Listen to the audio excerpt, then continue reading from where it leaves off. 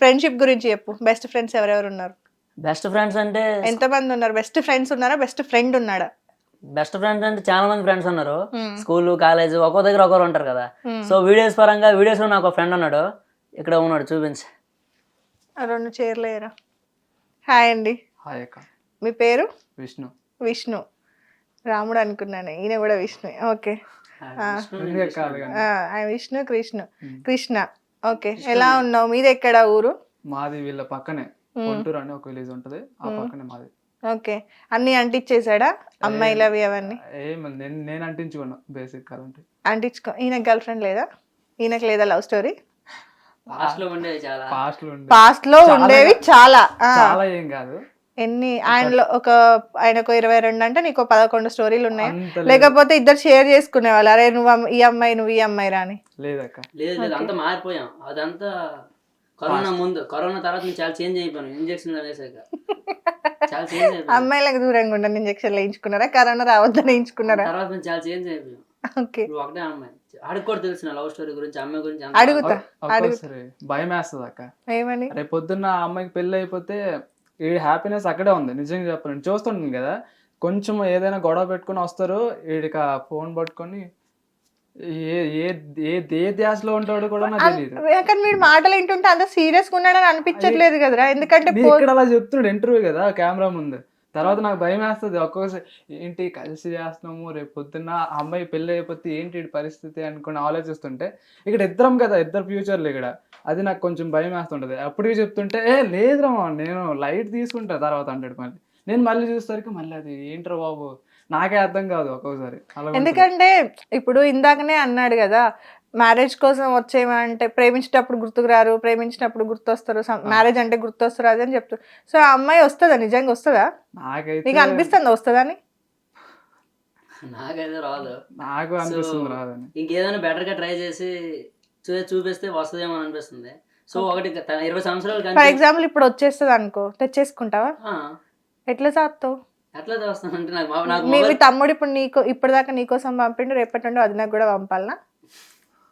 పంపేస్తాడు. దానికి మా నాన్న మీద ప్రేమ ఉంటే అప్పుడు ఆ అమ్మాయి హ్యాపీగా ఉంటుందా? మరి ఉండదు కదా. సో నాకు మొబైల్ రిపేరింగ్ కూడా నేర్చుకున్నా, షాప్ కూడా పెట్టా తన కోసం. మీకు చెప్పిన తన గురించి ఎవరెవరో ముందు లేని పని చెత్త గురించి అంతా మీకు ఎక్స్ప్లెయిన్ చేస్తా. 20 మంది అమ్మాయిల గురించి చెప్పా కదా. తన లైఫ్ లో కూర్చొని చాలా అంటే చాలా మారిపోయాను. ఎలా అంటే నేను ఎంతమంది అమ్మాయిని చూసేటోడిని కూడా ఇంకే అమ్మాయిని కూడా చూడడం మానేసాను. తన కోసమే అనుకోను, ఎక్కడితో చాలు ఇదంతా అనేసి. తన కోసం మొబైల్ రిపేరింగ్ నేర్చుకున్నా, షాప్ పెట్టాను. అంతా అయిపోయాక తను కూడా ఏంటంటే, షాప్ అంటే నీకు అవ్వదు, నీకు జాబ్ ఉంటేనే మా ఇంట్లో జాబ్తో ప్రతిదీ జాబ్తో కంపేర్ చేస్తూ ఉంటుంది. ఏమంటే మనీ తెచ్చి మంచి చూసుకుంటారు లేదని కావాలి. ఈ రోజుల్లో ప్రతి ఒక్క తల్లిదండ్రులు చెప్పేది ఏంటంటే, ప్రేమ పవిత్రమైనది, ప్రాణం విలువైనది. మీరు చూపించే ఒక నిర్ణయం వల్ల ఇద్దరు ప్రేమికులు కలిసి ఉండాలన్నా మీరే, విడిపోవాలన్నా మీరే. కొందరు ప్రేమ పోయిందని రాంగ్ డిసిషన్ తీసుకొని సూసైడ్ చేసుకొని చచ్చిపోతూ ఉంటారు. అందువల్ల ఒక కుటుంబం మొత్తం రోడ్డు మీద పడి బాధపడాల్సి వస్తుంది. కాబట్టి పెద్ద మనసులు ఒక మంచి మనసుతో ఇద్దరు ప్రేమికుల్ని కలపాలని అనుకుంటాను నేనైతే. ఇప్పుడు ఇంటర్వ్యూ ద్వారా రిక్వెస్ట్ చేస్తున్నాను, ఈ ఇంటర్వ్యూని ఇట్లా వాడుకుంటాను. ఆ ఇంటర్వ్యూ మా మామయ్య చూస్తే ఆ నాన్న నేను చెప్పింది చెయ్యాలని అనుకుంటాను. మామ. ఓకే. మరదళ్ళు ఉన్నారా? మరదళ్ళు అంటే ఎవరికి? మా పిల్ల చెల్లెలు. మరదళ్ళు అంటే ఎవరికి అంట? నీకే అదే మీ పిల్లకి చెల్లెళ్ళు ఉన్నారా? ఉన్నారు. ఒక అమ్మాయి ఉంది. ఒక అమ్మాయి ఉందా? ఆమె కూడా బాగుంటది. ఫస్ట్ లో అక్క చూసాను, చెల్లి చూసాను, బాగుంది అనిపించింది చాలా సార్లు. మరి ఏం చేస్తాను, ముందు అక్క కనిపించింది. ఓకే. ఇప్పుడు చూసిన తర్వాత పర్మనెంట్ కట్ అయిపోతుంది. భయం వేయట్లే నీకు? భయం ఎందుకు? తను ఎలా కన్విన్స్ చేయాలి అవన్నీ కూడా నాకు తెలుసు. ఆ ట్రిక్స్ అన్ని తెలుసు. ఎన్ని ఇయర్స్ లవ్ స్టోరీ? చెప్పా కదా, మాది 8 years అవుతుంది. 8. ఓకే, 8 years అయినా పోతుందని అనుకుంటాను. సో పోదు. తను లేకుండా నేను ఉండలేదు, అదే నేను లేకుండా అమ్మాయి ఉండలేదు. తను లేకుండా నువ్వు ఉండగలవా? మరి ఉండలేను. ఓకే, క్లారిటీ ఉంది. ఈయన లవ్ స్టోరీ చెప్పా. ఆయనకు ఉందా ఏమైనా లవ్ స్టోరీ? మా వాడికి లవ్ స్టోరీలు అంటే పెద్ద స్టోరీ, అది ఇప్పుడు 50 నిమిషాలు అయిపోద్ది. మా వాడు లవ్ స్టోరీ గురించి ఏది మాట్లాడకూడదు. సో మీరు నన్ను ఇప్పటి వరకు అన్నారు కదా, ఒక అమ్మాయిని సింపుల్ తీసుకుందామని. ఒక అమ్మాయి నిజంగా ప్రేమిస్తే ఒక అమ్మాయి అనుకుంటాడు. అది బాధ ఎలా ఉంటుంది అంటే, నైట్ నిద్ర పట్టదు, అన్నం కూడా తినబోద్దు. అందరు కూడా ప్రేమిస్తూ ఉంటారు, ఒక అమ్మాయి నెక్స్ట్ అమ్మాయి. కానీ ఏదో ఒక అమ్మాయి గట్టి కనెక్ట్ అవుతుంది. ఆ పెయిన్ ఎలా ఉంటుంది అంటే తీసుకోలేము. చాలా అంటే చాలా బాధ అనిపిస్తుంది. నైట్ నిద్ర పట్టదు. కొన్నిసార్లు ఈ ఫ్రెండ్గా చెప్పాను, అమ్మాయి గురించి తను మంచి అమ్మాయి చాలా మంచిగా చూసుకుంటుందిరా, నాకు తనతో లైఫ్ బాగుంటుంది తను అది ఇది అనుకుని. సో మళ్ళీ వీడికి ఇంకోసారి చెప్పలేను కదా తను మోసం చేసిందిరా అది ఇది అనేసి. సో వీళ్ళు ఎలా అనుకుంటారు అంటే పిచ్చోడ్లా చూస్తారు, చెప్తూ ఉంటాడు వాగుతూ ఉంటాడు అనేసి. కానీ ఒకటి బాధ ఒకటి తెలియదు. తెలుసురా నాకు. తాగుతాడా? తాగడు. తాగాడా? ఎప్పుడన్నా పిల్ల వేయిందని చెప్పి తాగిండా? లేదు. తాగడం అలవాటు లేదు కదా. లేదు. ఓకే, పిచ్చి అలవాట్లు ఏం లేవు, అన్ని మంచి అలవాట్లే. ఓకే, వీడియోస్ గురించి చెప్పండి. మీరిద్దరైనా వీడియోస్ చేసేది యూట్యూబ్లో? ఇద్దరం సపోర్ట్ ఎవరైనా ఉన్నారా? ఎడిటింగ్ అంతా ఎవరు? మేమే చేసుకుంటాం. మేమే చేసుకుంటాం ఇద్దరం కలిసి. మొత్తం ఇప్పుడున్న ఫోన్స్ తోని చేస్తున్నారు. ఓకే, రీచ్ అవ్వనప్పుడు ఎప్పుడైనా బాధ వేసిందా? అంటే అనుకున్న రీచ్ రావట్లేదు ఏంటని ఏమన్నప్పుడు బాధపడ్డారా? అనుకొని చేసిన దానికి పెద్ద రీచ్ ఉండేది కాదు, సడన్ గా ఏదో చేసినప్పటికి అది వెళ్తుంది. ఓకే, ఒక అమ్మ వీడియో చేసాము, అది మేము అసలు అనుకోలే. ఒక గొడవ అయింది పార్క్ లా, మేము దాన్ని డిస్టర్బ్ అయిపోయి ఇంటికి వచ్చేద్దామని వచ్చినాం. సో సడన్ గా సరే ఏదో ఒకటి చేద్దాం ఇక్కడ అనుకుని చేసేసరికి అది చేసాం, బాగానే వచ్చింది. మేము అప్పటికే అది 15 నిమిషాలు వచ్చింది, ఎవరు చూస్తారు అనుకుని నేను ఎడిటింగ్లో 5 నిమిషాలు తీసేసిన, కానీ అదే వెళ్ళింది. మేము తర్వాత అనుకున్నాం అరే అది కూడా ఉంచుంటే బాగుండేదేమో అని. ఓకే, మీ ఇంట్లో తెలుసా లవ్ స్టోరీ మొత్తం? మా ఇంట్లో లవ్ స్టోరీ మొత్తం తెలుసు, కానీ వాళ్ళకి కూడా ఇదంతా కూడా ఒక కెమెరా ముందు ఇప్పుడు మనం సెటప్ ఎలా చేస్తామో వాళ్ళందరూ కూడా అలానే అన్నట్టు కలరింగ్ ఇచ్చావు. సో నేను ఎప్పుడు గురించి ఇంటర్వ్యూలు అన్నింటిలో ఆమె గురించి చెప్తుంటే వాళ్ళు ఏమనుకుంటారు, స్క్రిప్ట్ అనుకుంటాను. పాపం వాళ్ళకి తెలియడం లేదు, షూట్ లో ఒక వాళ్ళకి తెలియడం లేదు నిజమనేసి. ఇప్పుడు ఈ ఇంటర్వ్యూ చూస్తే ఇది కూడా స్క్రిప్ట్ అనుకుంటారా? ఇంకా వాటన్నింటికి పులి స్టాప్ అని చెప్తావా? ఇది ఇంక తెలియదు, ఇంకా ఫుల్ స్టాప్ ఎక్కడ ఉందండి నా లవ్ స్టోరీకి లైఫ్కి.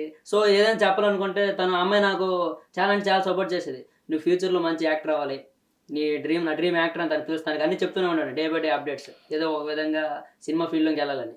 సో తను ఏం చెప్పేదంటే నువ్వు నా లైఫ్లో అదే నేను నీ లైఫ్లో ఉన్నా లేకపోయినా నువ్వు అనుకున్నా సాధించాలి, ఎందుకంటే నీకు నాకన్నా ముందు యాక్టర్ అవ్వాలని డ్రీమ్ ఉంది.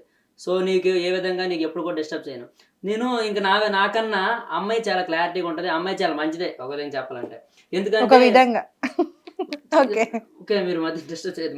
Okay okay sorry sir. Okay ఎలా అంటే తనకి నేను ఫోన్ చేస్తే బిజీ వస్తూ ఉంటది. బిజీ వస్తే తను ఇంకా అబ్బాయితో మాట్లాడుతుందని నేను అనుకుంటున్నాను. వాళ్ళ అమ్మతో మాట్లాడచ్చు కదా, వాళ్ళ చెల్లితో మాట్లాడచ్చు, లేదా ఫ్రెండ్స్తో మాట్లాడచ్చు, లేదా ఇంకేదో పర్సనల్గా ప్రాబ్లమ్స్ ఎవరికో షేర్ చేసుకోవచ్చు. కానీ నేనేంటంటే బిజీ వస్తే పెద్దగా ఫీల్ అయిపోతున్నాను. బేసిక్గా నేను ఓవర్ థింకర్ అనమాట, ప్రతి చిన్నదానికి పెద్దగా రియాక్ట్ అవుతూ ఉంటాను. నెక్స్ట్ ఏంటంటే నేను వేరే ఒక అమ్మాయితో చెయ్యి పట్టుకొని ప్రాంక్ వీడియోస్ ఏం చేసినా సరే తను సపోర్ట్ చేస్తుంది. బాగా చేసావు కన్నయ్య, ఇంకా మంచిగా చేయి, ఇంకా మంచిగా బెస్ట్ ఇవ్వాలి నువ్వు అని సపోర్ట్ చేస్తూ ఉంటుంది. నేనేమనుకున్నామంటే ఇదేంట్రా ఇంకో అమ్మాయితో నేను కలిసి చెయ్యి పట్టుకుని వీడియోస్ చేస్తూ ఉంటే నన్ను సపోర్ట్ చేస్తుంది. సో తనతో లైఫ్ లాంగ్ నాతో లైఫ్ లాంగ్ ఉండనుకుంటుంది కదా. సో నేను ఏం చేస్తాను తనకి ఎందుకు మళ్ళీ ఏదైనా ఆ రోజు ఎందుకు ఆ అమ్మాయితో వీడియో చేయొద్దానని మళ్ళీ ఏదైనా గొడవ చేస్తాననేసి అలా ఆలోచించిందేమని అనుకున్నా.